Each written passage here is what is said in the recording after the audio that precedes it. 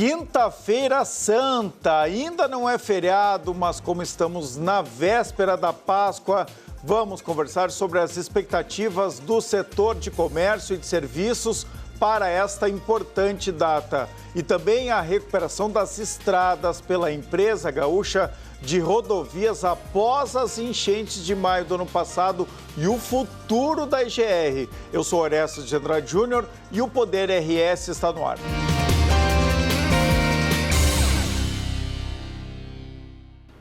O Poder RS tem o apoio de BRDE Crédito para Inovar e Desenvolver, ou a BRS em defesa da advocacia e da cidadania.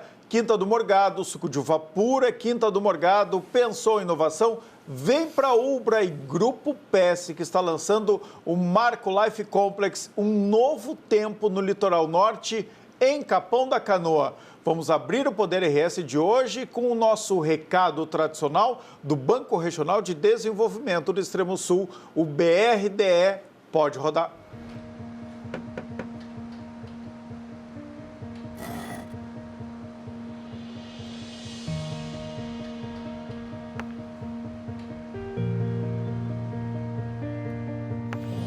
É bom saber que nos momentos que mais precisamos, temos o parceiro certo. Ou mais de um parceiro, né, filhão? BRDE, o banco que está sempre um passo à frente, é o mesmo que está sempre ao seu lado. Olha só, pessoal, a Federação das Câmaras de Comércio e de Serviços do Rio Grande do Sul estima que mesmo com a alta do preço do cacau e da inflação dos alimentos, a Páscoa de 2025 será positiva para o comércio gaúcho. Eu recebo agora o Vitor Augusto Koch, presidente da federação, para falar sobre a expectativa para este final de semana. Bem-vindo ao novo cenário do Poder RS, presidente. Muito obrigado, Orestes. Alegria muito grande poder estar novamente no teu programa e nessa expectativa dos resultados desse final de semana da Páscoa, uma data extremamente importante para o varejo e que tem se mostrado ao longo dos anos como um forte indicador do sucesso dentro desse calendário do varejo. Em termos de importância, no ranking das datas, imagino que o Natal continua, né, em primeiro lugar. E depois? Aí tem o Dia das Mães, que é muito importante, muito forte. Apesar de que no ano anterior nós tivemos aí a enchente e toda aquela catástrofe, mas agora há uma expectativa muito forte dessa data também. Mas ele está entre a terceira e a quarta data das datas festivas. E o nosso dia, o Dia dos Pais, ele fica mais lá para o final? Sexto lugar, quinto, porque surgiu uma outra data muito importante que é o Dia dos Namorados, que também é de muita expressão e tem movimentado muito o setor do varejo. Mas então, sem nós, pais, não teria Dia das Mães. É verdade. E nem Dia dos Namorados, mas a gente está ganhando menos presentes. É verdade, é uma complementação. Talvez presentes mais baratos, mas todos os pais são presenteados, porque também é uma data que tem um apelo emocional muito forte. Mas agora, para essa data aí, a gente tem uma expectativa aí de um incremento na ordem de 250 milhões de reais na economia do Rio Grande do Sul. E isso é um número satisfatório, não que a gente esperava, mas dentro de um contexto todo, com a inflação alta, juros altos, as pessoas e as famílias perdendo o poder aquisitivo ovos caros. Caríssimos, não só ovos de Páscoa, de chocolate, mas os ovos mesmo. Os ovos também, porque os Estados Unidos compraram a nossa produção. Por que os ovos de chocolate tão caro, presidente? Na verdade, a gente não conhece bem esse cálculo, é atribuído hoje dentro de uma análise macro de que o cacau subiu muito de preço, porque é commodity e tem uma cotação internacional, mas... E eu tenho uma tese que é o seguinte, o ovo de Páscoa, ele virou ele foi gourmetizado. Exatamente. Né? Então, assim, a gente não encontra mais ovos de Páscoa populares, a preço popular. O senhor já notou isso? Como era no nosso tempo de criança, muito, né? Aqueles ovinhos pequenos, ovos baratos. populares Exato. e com preço baixo. E agora, como teve muito investimento da indústria também, né? Exato, assim, todos viraram muito poderosos, né? Exatamente, Todos têm né, o aspecto gourmet muito identificados, as marcas também ficaram fortes. E aí, assim, qualquer ovo de chocolate hoje é R$100. É verdade. Mas, como diz o ditado popular, toda ação gera uma reação e a população encontrou uma saída estratégica para isso, comprar as barras de chocolate e produzir o seu ovo artesanal. Inclusive, isso fomenta um novo mercado, que é o mercado artesanal, e onde se vê muito hoje aquele tradicional ovo da colher, onde aí doceiras têm fabricado isso com um preço bem mais em conta e mais baixo, e que supre, então, aquelas necessidades e expectativas, especialmente das crianças, de ganhar um ovo de chocolate. E quando a gente vai ao hipermercado, supermercado ou mercadinho próximo da casa, é tão caro. Então, existe... Aliás, nós vamos mostrar aqui, presidente, no programa de hoje, está no nosso segundo bloco, fiquem atentos, a gente vai mostrar uma confeiteira da Zona Sul da capital, a Mel. A nossa repórter Maria Eduarda Rocha foi ver como é que é essa produção de ovos de chocolate artesanais. A gente vai mostrar hoje ainda uma matéria especial aqui no Poder RS. E também criando uma nova demanda e novas empreendedoras, especialmente mulheres, que até deixaram, né, por conta da pandemia, muitas vezes tiveram que ficar em casa e acabaram criando um novo ofício. Isso também movimenta o nosso comércio. É verdade, movimenta todo o mercado e é mais uma oportunidade de gerar renda. Então, e inclusive na sequência disso, depois surgem os docinhos, surgem as tortas, os bolos, enfim, é um mercado novo se criando em razão dos altos preços. Então, o mercado vai se moldando e o comércio é assim, ele precisa estar atento a essas situações e se cria novas, digamos, oportunidades de se buscar, então, esse consumo. Até farmácias estão vendendo ovos de chocolate agora, viu? É verdade. Chocolate também e outros produtos também para Páscoa. É verdade. E também, sempre a Páscoa, ela oportunizou também outros setores, né? Porque o comércio é segmentado. Então, por exemplo, o ramo mole, que nós chamamos, que são as confecções, o vestuário, calçados. Ramo mole?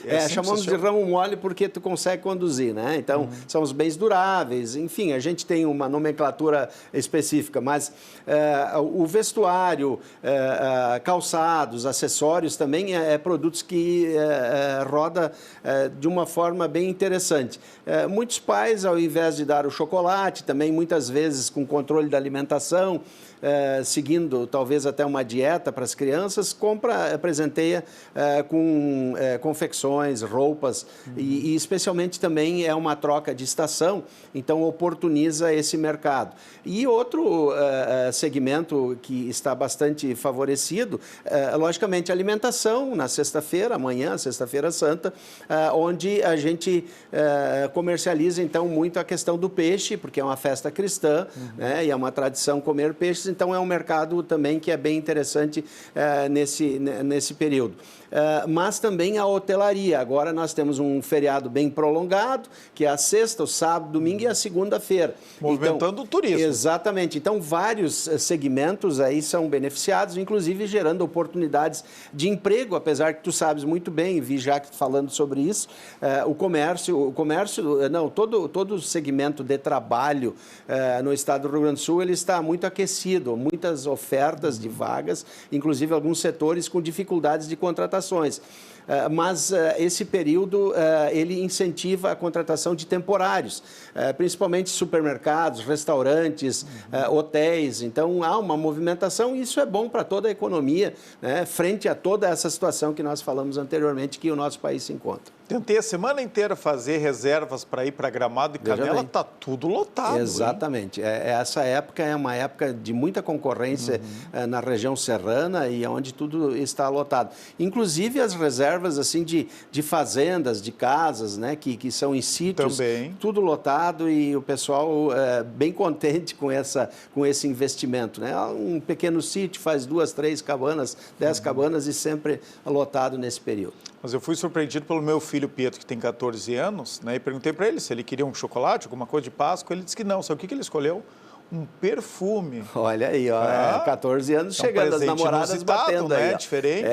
Valeu a pena, viu? Valeu a pena. Ó, com um ovo de chocolate, eu comprei um bom perfume para ele. Veja só, o mesmo né? valor. E com mais durabilidade. Mais durabilidade, com né? certeza, né? Verdade. Mas tem isso, a Páscoa movimenta outros setores também, né? Tem muito do presente alternativo. Exatamente. Porque a Páscoa é como o Natal também, né? É importante lembrar para dar um presente, né? Dar uma lembrança, mostrar o carinho. Isso. Não precisa ser só o ovo de Páscoa ou só o chocolate. É verdade. Isso tem trazido bons resultados para o comércio, essa movimentação, o encontro das famílias, almoços, jantares, enfim, tudo completa aí essa movimentação que é excelente para todos, né, que estão aí no Rio Grande do Sul e no Brasil também. Olha só, estou vendo aqui uma pesquisa da Confederação Nacional do Comércio de Bens, Serviços e Turismo, né, CNC. Chocolate deve registrar um aumento médio de 19%, presidente. É o maior reajuste em 13 anos. Outras altas aqui, ó, previstas agora para essa Páscoa. Fiquem atentos, viu? Bacalhau, quase 10%, e o azeite de oliva, né, que a gente fala tanto aqui no Poder RS, 9%. Então aperta o bolso aqui do consumidor, tem que procurar alternativas. Orestes, até o azeite de oliva é um produto produzido também aqui no Rio Grande do Sul, mas com menos ingerência da importação. Já o bacalhau, ele depende da importação. Né, e esse aumento do azeite deve ser importado. Fujam do importado, tá? Vem lá, demora 3, 6 meses no navio, chega aqui em péssimas condições. Aproveita o azeite de oliva aqui gaúcho, tá? Que tem um preço adequado e é um azeite fresco. Olha, é outro mundo. Façam esse teste agora na Páscoa, que tem tempo, presidente. Pega lá um peixe, coloca um azeite desses, né, importados, né, que você encontra aí por preços eventualmente mais baratos e coloca do lado um azeite de oliva gaúcho.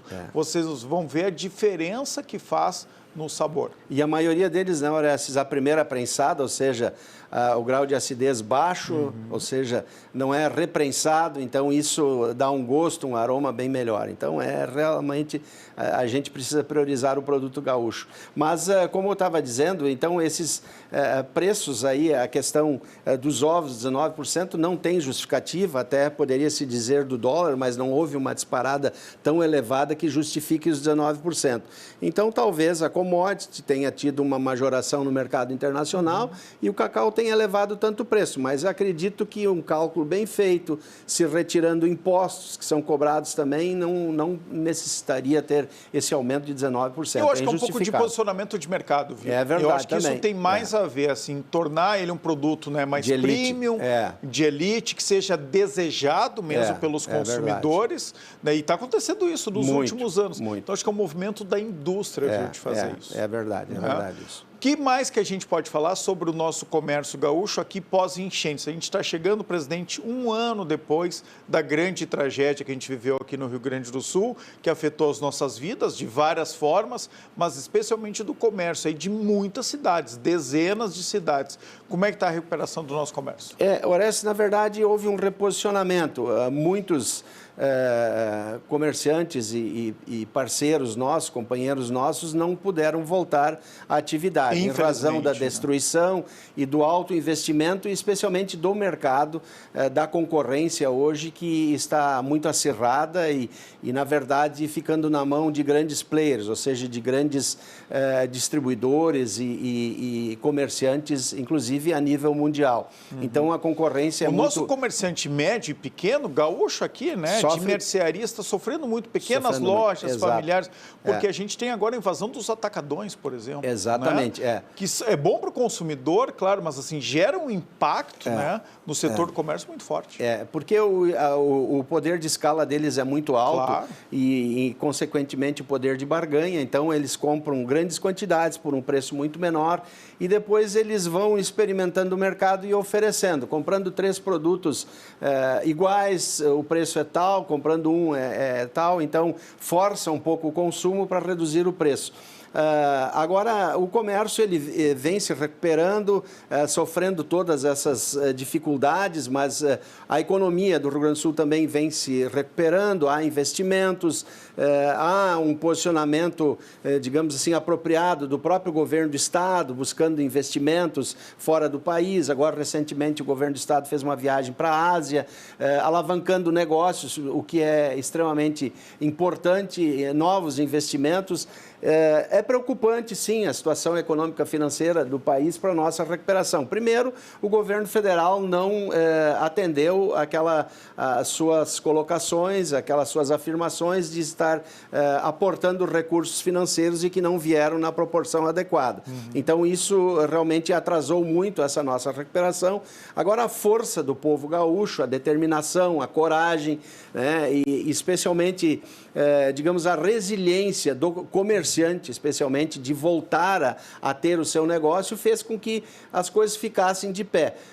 Para dar lucro, ainda estamos muito longe, Orestes, para ser um negócio promissor, o pequeno negócio. Ainda precisa ter muitos incentivos, estamos apreensivos com essa reforma tributária que vem acontecendo. Então, é um complexo, assim, extremamente significativo que tem que ser enfrentado, mas que estamos dentro das nossas competências e dentro das nossas, digamos assim, condições, sendo enfrentado e sendo reconstruído, né? O Rio Grande do Sul, aos poucos, certamente o presidente da EGR vai falar isso, onde nós estamos hoje com a interligação dos municípios praticamente todas em bom estado e comunicáveis.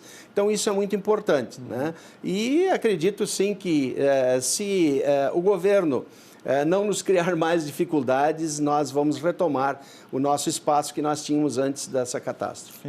A gente quer sempre a ajuda do governo, mas se o governo não atrapalha, já é uma grande coisa, já ajuda bastante também. É verdade, é isso aí. O presidente teve um reposicionamento aqui, né, da Federação das Câmaras de Comércio e de Serviço do Rio Grande do Sul, que agora passa a chamar assim, FCCS. O que isso quer dizer?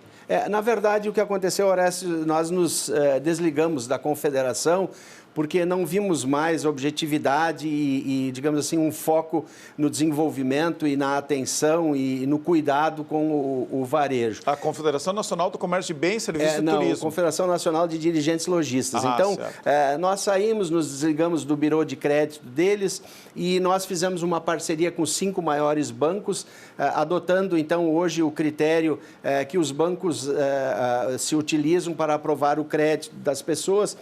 E esses 5 bancos são o Banco do Brasil e a Caixa Econômica como bancos públicos, o Bradesco, o Itaú e o Santander, que constituíram um birô de crédito positivo, onde hoje a análise é mais completa, não é simplesmente porque alguém está devendo alguma coisa para alguém que ele não tem mais crédito. A gente olha o comportamento dessa pessoa. Que é o que o SPC faz. O SPC hoje é restritivo, ele não tem o cadastro positivo. O COD é o único birô hoje que tem uma amplitude e focado nesse cadastro positivo. Os outros, como Serasa, BVS, também tem isso. Agora, não dentro dessa intensidade que os bancos têm. Então, hoje, por exemplo, a gente olha o comportamento do Orestes durante 1 ano, 2 anos. Então, o Orestes gastou R$2 milhões em 2 anos. Comprou um apartamento, um carro. Impossível, presidente. Pagou tudo em dia. Não, mas digamos que tem a sorte grande, né? E em 2 anos ou 3 anos ele gastou isso e sempre cumpriu. E aí, de repente, o Orestes aparece lá num cadastro restritivo por R$50 de um chip que uma operadora de telefonia colocou na conta dele, ele nem sabia. Acontece muito isso. Exato. Então, ele fica restritivo, ele fica inapto a todo o mercado de consumo, ou seja, prejudica a economia nacional. E tem crédito, né?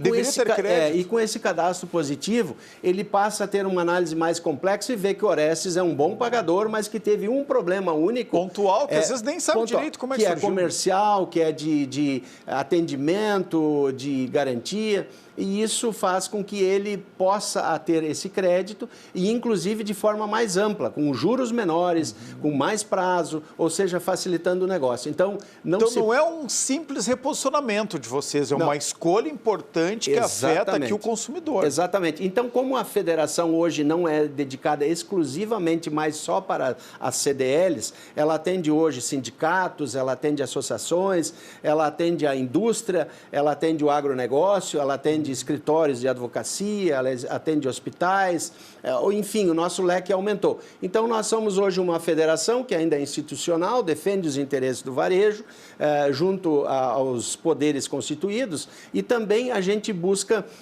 produtos para que alavanquem os negócios de todos os setores econômicos do nosso Estado. E os empresários, os comerciantes, têm feito essa escolha por esse cadastro positivo, deixando um pouco o SPC de lado? Na verdade, Orestes, é uma nova cultura, então precisa se levar essa cultura, explicar, mas é uma cultura que já está nos Estados Unidos há mais de 20 anos, na Europa há mais de 20 anos. Vou combinar com o César aqui do senhor voltar todo mês para falar disso. Tá Não certo. É verdade, é algo que a gente tem que passar adiante. É bem interessante porque ela amplia a oportunidade de negócios e especialmente abre o crédito de pessoas que antes eram segmentadas dentro de um mercado de consumo com necessidade e sem crédito porque não tinham um histórico.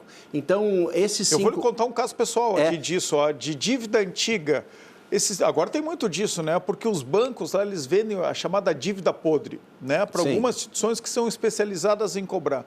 Então, alguém apareceu esses dias me cobrando uma dívida de um cartão universitário do Banco do Brasil, que faz 20 anos que eu não tenho mais conta, e que minha dívida total seria R$100 mil. Para acertar a conta, eu não me incomodar, eles estavam me cobrando 180. Eu paguei, presidente, eu paguei porque não deveria. Paguei por quê? Porque eles tinham me registrado no SPC e era tão difícil, né, de mostrar para eles que não tinha aquela dívida. Quer saber, eu vou pagar isso aqui para retirar lá aquele crédito negativo. Então, às vezes, o consumidor fica muito na mão dessas coisas. É uma pena que tu não tinha esse conhecimento e eu não tinha conhecimento também para te orientar. Hoje a gente está muito a par e passo com o Fórum de Defesa do Consumidor, com os órgãos, com o PROCON, com várias situações, porque o nosso maior patrimônio do comércio é o cliente. Esse é o maior patrimônio, não é o nosso estoque, não é o nosso prédio, não é dinheiro, se porventura algum comerciante aí tenha dinheiro, mas sim aquele cliente. Então, a gente se preocupa muito com isso e a federação tem se preocupado nesta orientação para que não caia nessas propostas abusivas, né, e que é completamente contra a legislação vigente. Então, esse cadastro positivo que nós estávamos falando, ele amplia muito essa oportunidade de se fazer um negócio e não de se perder um negócio por uma pequena restrição de inadimplência desse cidadão que a gente não sabe a origem disso. Então, é realmente um novo momento da Federação das Câmaras de Comércio e Serviços do Rio Grande do Sul e onde nós continuamos defendendo os interesses de todos os empresários, sejam eles do setor do comércio, dos serviços ou da indústria. Perfeito. Obrigado mais uma vez pela sua participação no Poder RS. Fazia tempo que o senhor não aparecia aqui, viu? Que alegria. A culpa não é nossa, né? A culpa é do César, né? Seu assessor de comunicação. Nosso jornalista. Tá, mas como ele é colorado, eu perdoo ele. A gente dá um desconto, né? Muito obrigado pela oportunidade. Até a próxima. Vamos combinar alguma coisa aqui para a gente passar mais informação aqui para o nosso telespectador. Tá certo. Agradeço a oportunidade. Um abraço. Olha só, pessoal, o futuro chegou com o EasyGen, I-Z-I-G-E-N. O EasyGen conecta você a uma usina solar sem precisar instalar nada, sem investimento nenhum. É verdade, hein? Economia de verdade, com energia limpa e sem custo. EasyGen, a revolução solar que diminui a conta de luz da sua casa e da sua empresa, viu, presidente? Tá, é só cadastrar lá no site, ó. Simule a sua economia na conta de energia no site www.easygen, EasyGen é gen.com.br/simular. Se preferir, ligue para 51 999 11 4001 ou mande um e-mail para comercial@easygen.com.br. Eu fiz e já tenho desconto na minha conta de luz de 18% por mês. Olha só, dá para comprar um ovo de Páscoa, pelo menos com essa economia que eu estou fazendo lá na minha conta de luz.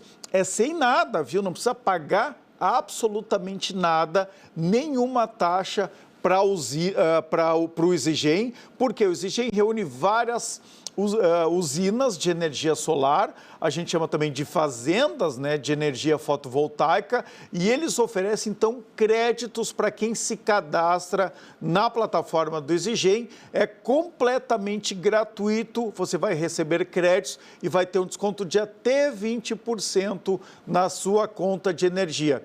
Imagina só, hein? Tem uma conta aí de R$500, o desconto pode chegar a R$100 todos os meses, R$1.200 no final do ano. Vale muito a pena, vale para cliente, né, CPF, pessoa física, e também para empresas, clientes CNPJ. Vai lá no site e confere. Poder RS faz um brevíssimo intervalo para a BRDE, crédito para inovar e desenvolver, ou a BRS em defesa da advocacia e da cidadania. Já voltamos nesta quinta-feira santa. É 1 minuto e já voltamos aqui com o Poder RS no Multi RS.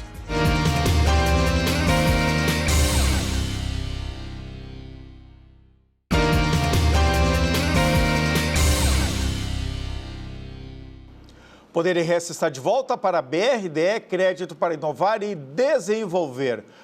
Vamos receber no Poder RS de hoje o presidente da Empresa Gaúcha de Rodovias, a nossa EGR, o engenheiro civil Luiz Fernando Vanacor. Bem-vindo ao Poder RS. Boa noite, obrigado pelo convite, né? Satisfação em estar aqui. O senhor tem um cargo técnico, né? Aliás, é engenheiro lá da EGR, né? Desde mais de 10 anos, trabalhando lá na nossa empresa, né, Gaúcha de Rodovias. Depois assumiu uma diretoria em outubro de 2023, é isso, presidente? Isso. O presidente era o Luiz Fernando Záquia. Exato. E agora, então, né, desde quando assumiu a presidência? Desde 2023. Desde 2023 é o presidente da EGR. Né, eu lhe convidei aqui para a gente fazer um pouco, né, do balanço dos últimos meses da EGR, aí tem muita novidade, mas quero começar pela recuperação do Estado e que passa muito pelas estradas atingidas pelas enchentes de maio do ano passado e que a EGR tem feito aí obras, né, muito intensivas desde junho do ano passado. Como é que se encontram hoje essas obras aqui no Estado? Bom, nós tivemos nas rodovias da EGR, são 15 rodovias, algumas na região de Gramado, mas as principais, as mais atingidas, inclusive no Vale do Taquari. Nós temos a ligação lá do Alto Taquari com a parte baixa aqui na região baixa do Taquari, do Vale do Taquari, ali toda a região, foram até onde tiveram os danos mais impactantes na região, lá com interdições da rodovia, uma queda de uma ponte, inclusive. E dessas 11 intervenções, nós concluímos semana passada a última, que foi a ponte entre Lajeado e Arroio do Meio, uma ponte que praticamente faz ali a ligação de toda a região alta do Taquari, do vale lá, que ela estava praticamente ali, foi atingida pelas enchentes no dia 2 de maio, e a gente imediatamente começou o trabalho lá de parte de licitação, tudo que tem todo um processo licitatório, e concluímos aí a última intervenção das 11, que foi com a ponte na quinta-feira passada. Das 15 rodovias, então, 11 foram atingidas? Não, nós tivemos 11 intervenções, sendo só nessa ligação, que são 2 rodovias que liga Lajeado a Guaporé, nós tivemos ali quase que 4 a 5 intervenções desses 11 pontos. Quase a metade, então. Metade foi lá na região, foi a região mais atingida. Depois da região de Gramado, muito foi a questão ali da excesso de chuvas com desmoronamentos, então perda de alguma parte da rodovia, tudo foram 3 eventos, mas os que mais teve danos e mais demorou, inclusive, para a recuperação, as mais graves, foi lá na região entre Lajeado e Guaporé. É uma região que tem uma parte plana, onde o rio atinge com inundação, e na parte mais alta lá do Vale do Taquari, que é a região lá de Mussum, Vespasiano e Correia, onde tivemos mais deslizamentos, além, claro, Mussum, com a questão das enchentes. Eu já tinha sofrido em setembro de 2023, né? E aí tivemos lá uma perda da rodovia, uma ruptura da rodovia com praticamente 100 metros de extensão, onde a altura do aterro que perdemos foi quase 50 metros de profundidade. 50 metros? Isso. Foi um volume bastante grande de material, de recuperação, e ela praticamente fez ali, segregou praticamente em algum momento, logo no início da enchente, do pós-enchente, praticamente aquela região ali de Dois Lajeados, Vespasiano Correia, e até a própria Guaporé ficaram interditadas, ficaram isoladas, porque as outras rodovias também tinham problemas, né? E essa era uma ligação que era muito comum, porque para acessar a 386 se utiliza dessa rodovia, que é a RS-130, ligando até Encantado, e de Encantado a Guaporé pela RS-129. E aí na 129 tivemos esse dano grave, que teria uma resposta de reconstrução lenta, demorada, né? No caso, nós terminamos isso em final de novembro, início de dezembro, essa recuperação. E também a ponte, aqui na parte mais embaixo, na 130, ligando praticamente Arroio do Meio, por um período ficou isolada, como se fosse uma ilha, não tinha para onde sair. Então, a ponte era importante, lá nós conseguimos aí concluir. A obra levou 7 meses, a obra uma ponte, 172 metros.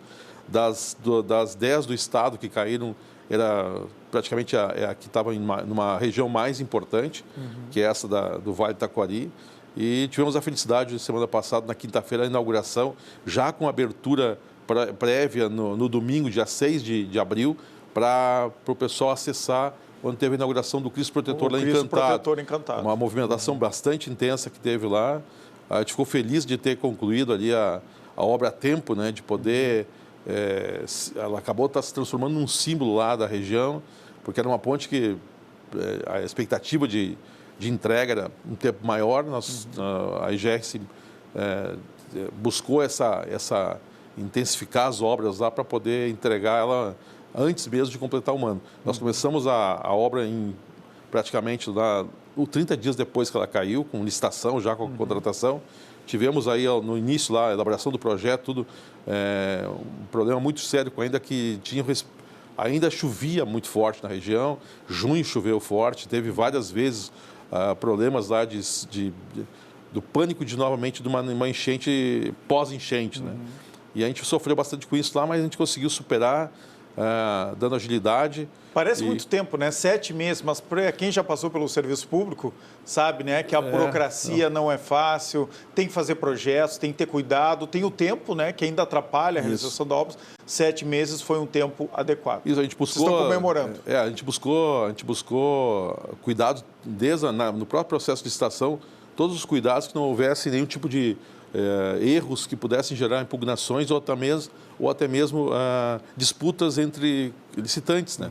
Isso traria um prejuízo muito grande para a região, claro, em demora de ações disso aí. Tivemos sorte nisso. Não teve. Não teve, né? E essa nova ponte que foi feita lá no Vale do Taquari, ela está preparada? Ela é uma ponte mais forte para sofrer com novas intempéries?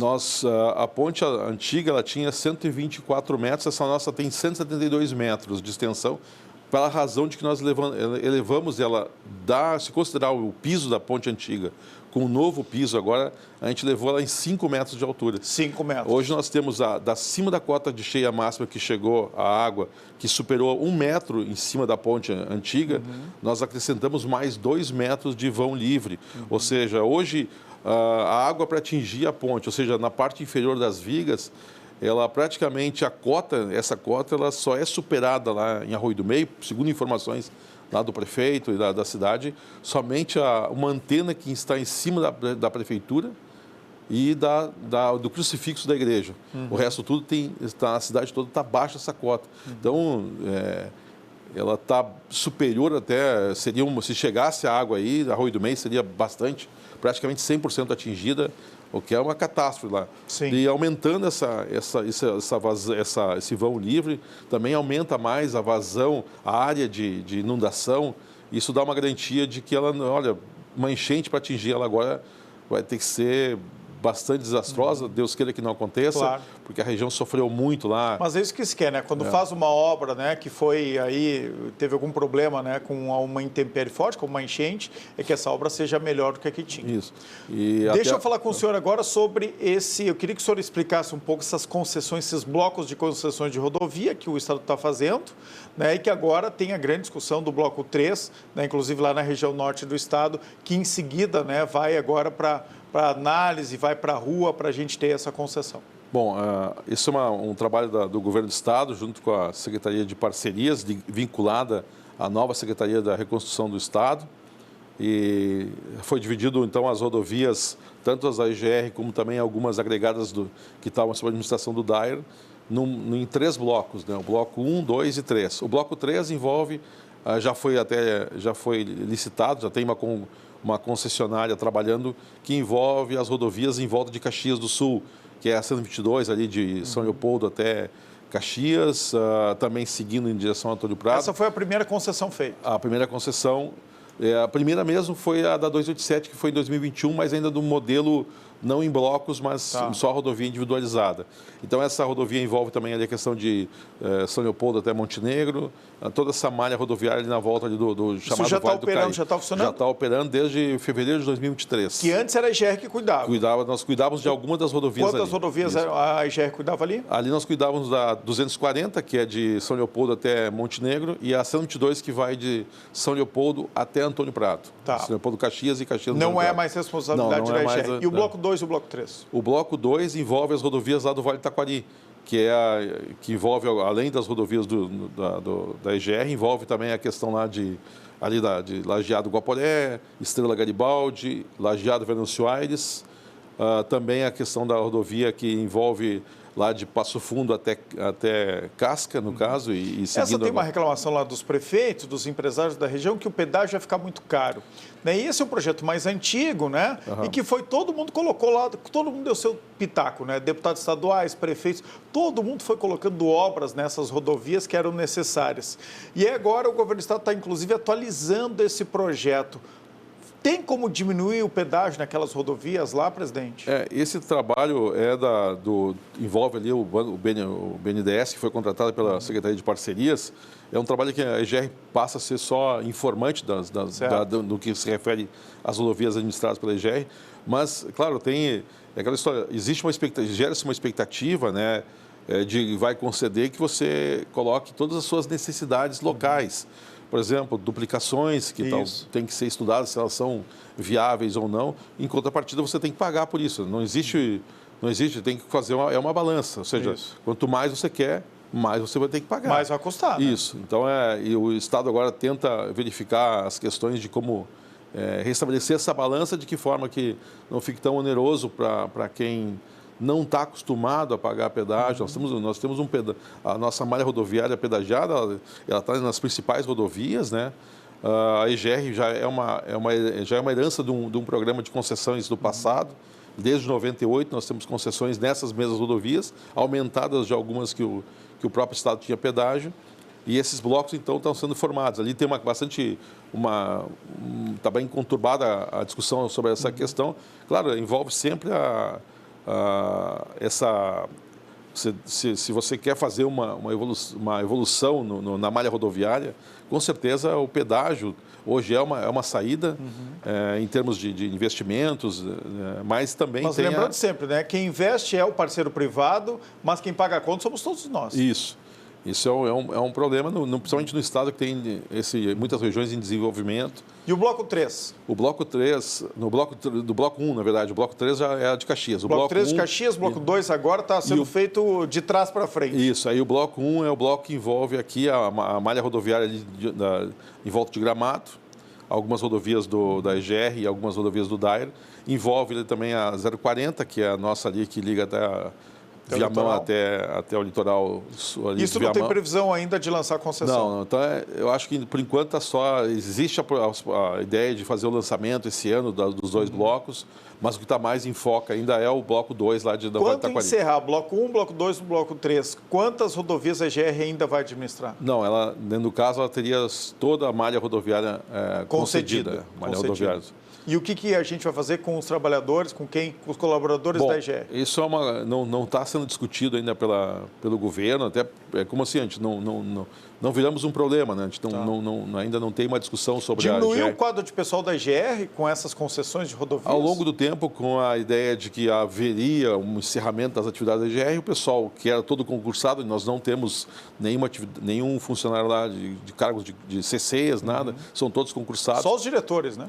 São 3 vagas diretores. Externas. Isso. Hoje tem 2 diretores. Agora nem deve estar ocupado, né? Por ser um cargo técnico. Hoje tem 3 diretores, sendo que as 2 vagas eu ocupo ela. O diretor técnico e o presidente sou eu. Está ganhando em dobro o presidente, então? Não, pior é que não. Não, né? Porque não pode, não tem como acumular a função. Uhum. Mas, no caso, os funcionários do quadro técnico e do quadro lá da administração da EGR, lá, ao medida que foi passando em concursos, foram saindo da EGR. Tem quantos colaboradores? Hoje nós estamos com 44 funcionários. 44, dos né? quais 10 são de uma contratação provisória temporária. Chegou a ter 70, 80, né? Já chegou a 94. 94 e hoje tem a metade, então. E hoje nós estamos com fixos de quadro mês 33 e mais 10 de um quadro que a gente teve que fazer uma ampliação ali em função das condições de trabalho que estavam difíceis, né? Então teve um concurso simplificado, emergencial, temporariamente, ou seja, é temporário de 1 ano, fecha agora em junho o primeiro ano, de 10 técnicos ali envolvendo os contadores, administradores e engenheiros para poder alimentar esse período ainda que faltava ainda, e não ter um concurso para alimentação. A gente ainda não tem uma definição do destino da EGR, mas aí o Estado tem um momento aí depois para Tem muita coisa para acontecer ainda também, Tem né, bastante coisa. Tem bastante o coisa. bloco 1, por exemplo, é um bloco que tem um pouco mais de dificuldade de ser lançado, porque envolve também a concessão, envolve a 118, uma polêmica, se é pedágio ou não tem pedágio.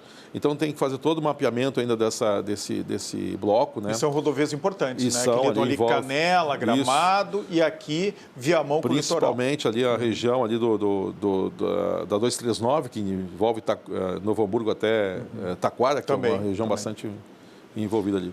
Então, tá bom, presidente. Presidente da Empresa Gaúcha de Rodovias, da EGR, o engenheiro civil Luiz Fernando Vanacoro. Obrigado pela sua participação aqui no Poder RS. Obrigado pelo convite. Estamos sempre às ordens para fazer as informações aí. Olha só, pessoal, em Porto Alegre, a Páscoa movimenta os pequenos e médios negócios. A busca pelos doces cresce mesmo em meio ao aumento do preço do chocolate. E a repórter Maria Eduarda Rocha foi conhecer um dos empreendimentos que lideram o ramo na zona sul da capital. Olha só. O paraíso para os apaixonados por chocolate. A Páscoa na zona sul de Porto Alegre tem um sabor especial no negócio da Mel. E a nossa equipe veio vestida a caráter para poder gravar na cozinha da Mel. Afinal, essas delícias aqui precisam de uma segurança, né, Mel? É a touquinha no cabelo, mas principalmente muito amor na hora de fazer os produtos que eu sei. Há quanto tempo você atua no ramo?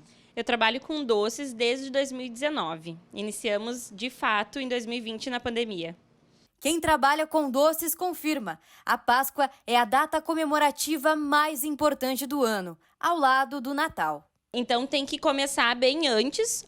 Esse ano a Páscoa é em abril, então lá no início, em janeiro, já dá para começar a se organizar para fazer a produção de Páscoa. A gente otimiza bem a produção, fazemos as cascas dos ovos que têm uma validade bem maior, depois produzimos os recheios e assim a produção até o dia da Páscoa.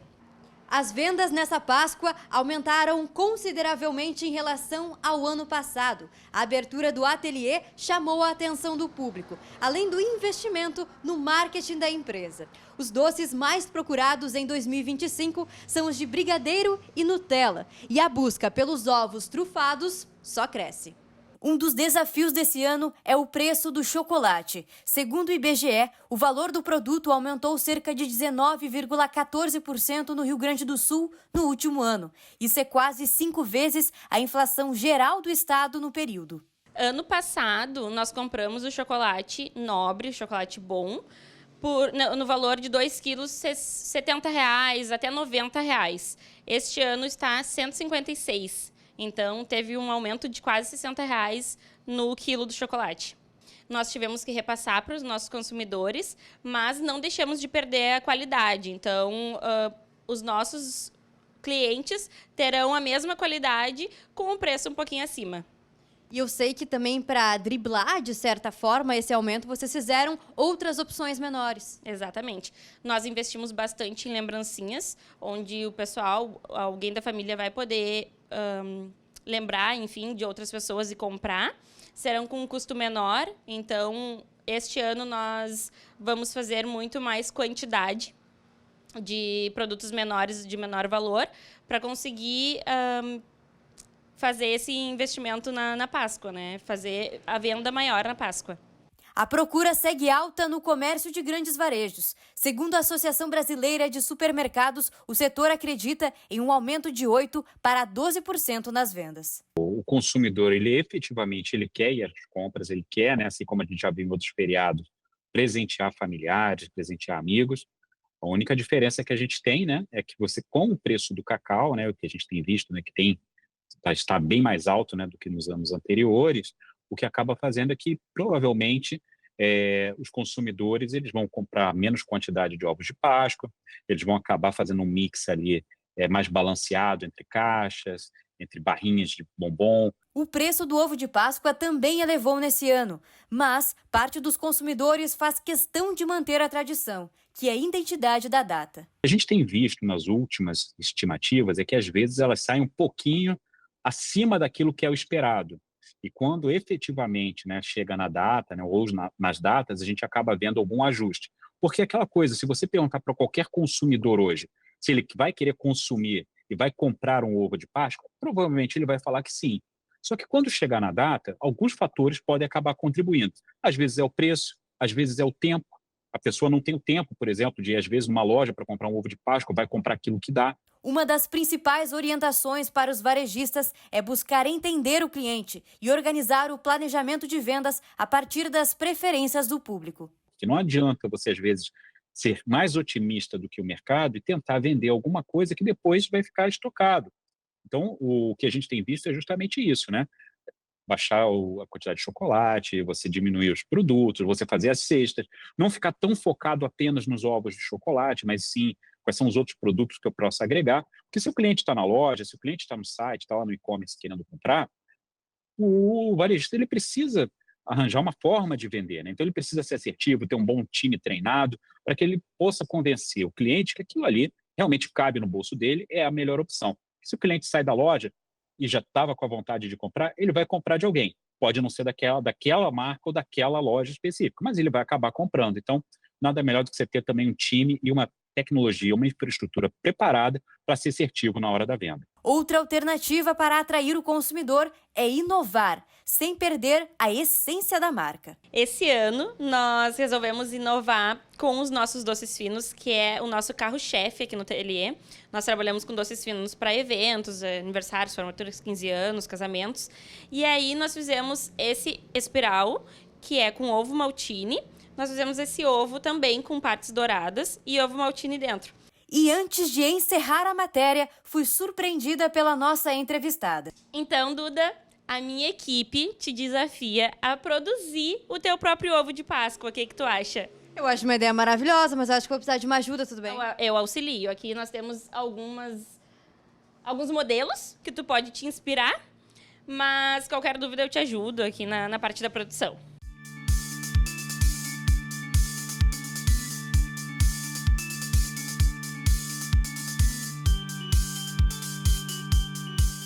Mel, você que trabalha nesse ramo, nós temos aqui o brigadeiro branco e o preto. O que você me recomenda colocar agora? Agora os granulados. Granulados? Ele já são 2 recheios bem doce, então agora a finalização dos granulados ele fica bem bom, bem apetitoso. Interessante. E aí você acha melhor a Nutella a gente deixar de fora, nesse caso, do ovo? Neste caso, desses 2 recheios, sim.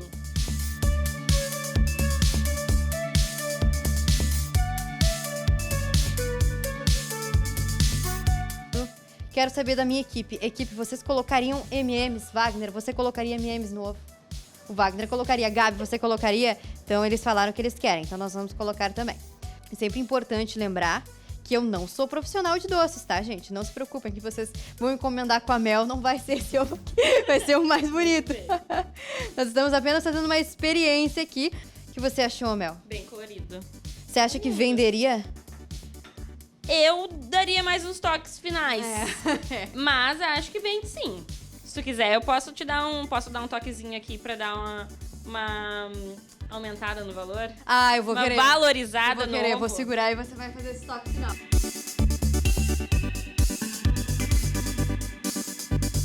Esse foi o resultado final. Aprovado?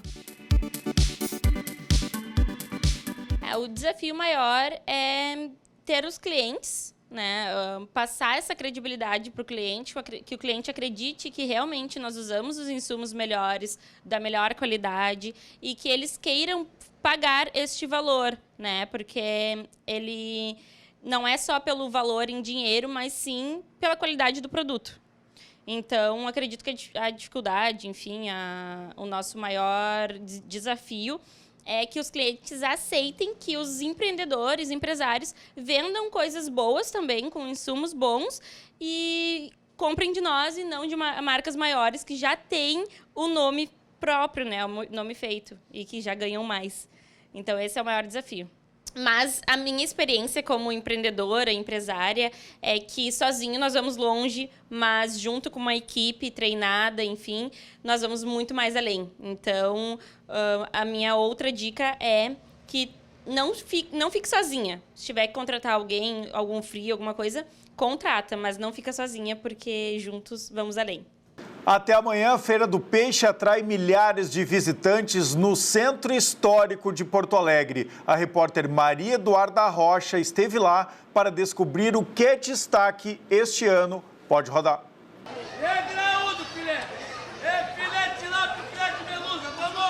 Nas 47 bancas da feira, a tilápia está em diversos cartazes. É anúncio, promoção. A atitude dos vendedores não é uma coincidência. A tilápia é o peixe favorito dos gaúchos nessa Sexta-feira Santa, segundo o Instituto Amostra de Pesquisas. Mas ela não está sozinha. Filé de anjo, né? Violinha também para pescar, saborear. Uma tilápia assada. Assadinha no forninho. A Eliane e a Nora estavam cheias de sacolas, mas não esqueceram a última parada do dia no centro, garantir o cardápio na Feira do Peixe. O peixe é o tilápia, que eu faço a milanesa. Eu faço a salada de batata com cebola e sardinha, temperadinha assim com azeite de oliva, mais uma saladinha verde, um tomatinho, um arrozinho. Era isso, tá ótimo, tá muito bom. E um vinhozinho. E um vinhozinho, claro, esqueci do vinho. Segundo o levantamento, a tilápia é a opção favorita de 35,2% dos entrevistados. A tainha vem em segundo lugar, com 9,8% das preferências. Depois o salmão, com 8,8%, e o bacalhau, com 7,8%. Molho, peixe à milanesa, arroz, salada. É a tradição essa aí. Seja qual for a preferência do consumidor, a Feira do Peixe tem uma grande variedade de opções de pescados, desde congelados, frescos e até fritos. O evento clássico da capital gaúcha chega na edição número 245. E a expectativa é que esse ano supere o anterior em vendas e número de visitantes. Grande parte das famílias que trabalham na feira são da região das Ilhas, o bairro Arquipélago. O evento acaba sendo um potencializador para a economia e a retomada da região. Apesar de tudo que a gente passou com as enchentes, esse ano está bem boas vendas. Filé de tilápia aqui, ó, era 60 promoção, agora vai a 45. Tilápia bonita, graúdo filé. Esperamos agora que a gente venda bastante até a sexta-feira. A família do José e da Cláudia é da Ilha da Pintada. O filho Juan é proprietário da banca junto com o sócio. A casa dele foi levada pela enchente e a Feira do Peixe é um passo importante para a reconstrução da residência e da confiança em dias melhores. Vai dar um up, né, para o pessoal poder comprar os seus elétricos, as coisas para dentro de casa, né? A gente, por exemplo, a gente perdeu tudo na nossa casa, mas a gente ajudou bastante gente na enchente. Que eu, a minha esposa e mais um grupo de amigos, a gente fez 55 mil marmitas para distribuir para o pessoal, tudo de graça lá. Então, sabe, é muito gratificante agora a gente ver esse pessoal que a gente ajudou vindo comprar o nosso peixe aqui. Então é bem emocionante. É muito importante para o pessoal conseguir se reconstruir, pessoal das ilhas que foi muito atingido. Então todo o pessoal que está aqui é da Ilha da Pintada, a maioria, e eles merecem essa reconstrução. Então para o povo vir para o mercado comprar de todas as bancas, eu não falo da nossa banca, de todas, que ajude um pouquinho, que compre um peixinho deles, para eles vai ser muito satisfatório. E é gratificante esse recomeço. Essa é a legítima feira do recomeço. É a feira que as pessoas estão reconstruindo. E é muito bom isso, é muito bom ver o povo tem força, o gaúcho luta e tem força para lutar ainda, né? De tudo que a gente viveu. Procurando uma consulta médica gratuita? venha para o Centro de Especialidades da Medicina Ubra. Aqui você encontra atendimento humanizado, uma clínica novinha e marca sua consulta em diversas especialidades. É isso mesmo, as consultas são presenciais e você garante o melhor atendimento médico em várias especialidades. Agende agora mesmo a sua consulta, as vagas são limitadas. Consultas presenciais gratuitas é no Centro de Especialidades da Medicina Ubra. Esperamos por você na Avenida Farroupilha, 8001, prédio 59, na Ubra, em Canoas. Ou agende sua consulta pelo WhatsApp 5192750377. Anotou? 5192750377. Aqualocos no inverno e no verão. Aqui não tem tempo ruim, tudo é alegria. Curtir o dia numa boa com toda a família.